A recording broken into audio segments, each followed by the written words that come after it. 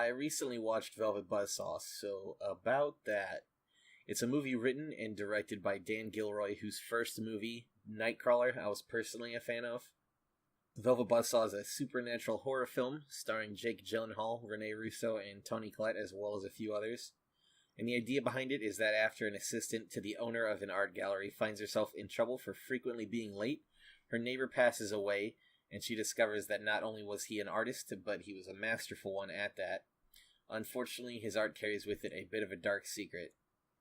The film starts off by introducing us to the characters, and there's some nice use of camera movement early on that switches between different perspectives, showing us the characters one by one.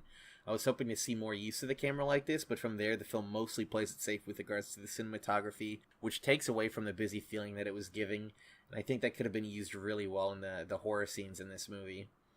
About those characters, the acting was easily the highlight of the movie for me.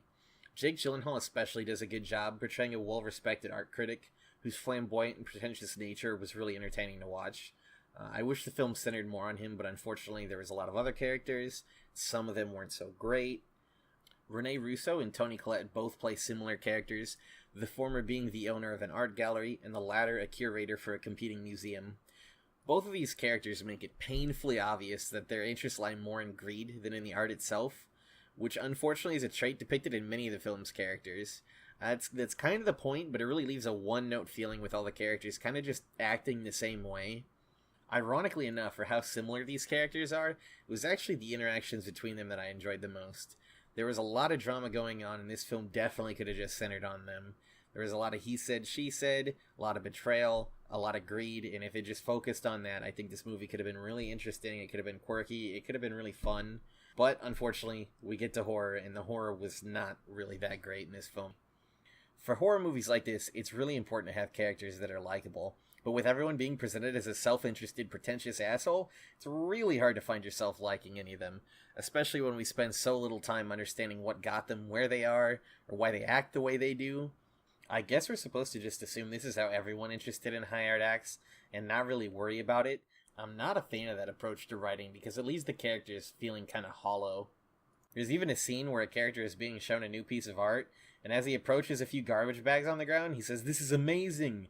before the other character tells him it's not art. And it's pretty clear for someone writing about art, it didn't seem like he had enough interest in it to make a meaningful point about it. By disregarding art as pointless and self-interested in these ways, it diminishes the message that he's trying to send, which is that when something's value is entirely decided by people's interest in it, it leads to people being consumed by greed and just destroying themselves in it.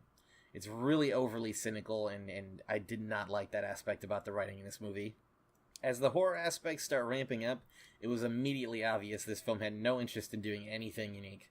Almost every scene is extremely predictable to the point that it almost feels formulaic. Character ends up alone in a dark, spooky place, spooky music plays, bad thing happens, oh no. It wouldn't have been as bad if I was at least attached to the characters in some way, or like if the scenes were done in an interesting or cool way, but instead it was obvious what would happen well in advance, or it was just straight up confusing. And man, this score for these scenes was so textbook that it really just ruined the tension for me too. While the more dramatic scenes had these quirky, interesting tracks, if you've seen any horror trailer, you already know what the horror scene sounded like. I'm going to get into spoilers now, so you can skip to the timestamp if for some reason you don't want things spoiled for you. The deaths in this movie were also boring and tame, and it's really hard to believe that this movie was rated R with the way that the effects were done.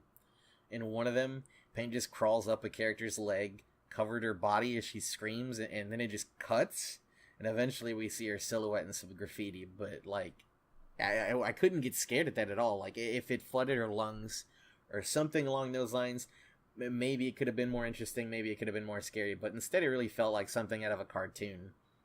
And then in another scene, a character's arm gets shredded and a mist of blood fills the room, but the blood just looks so fake, and it was really just disappointing.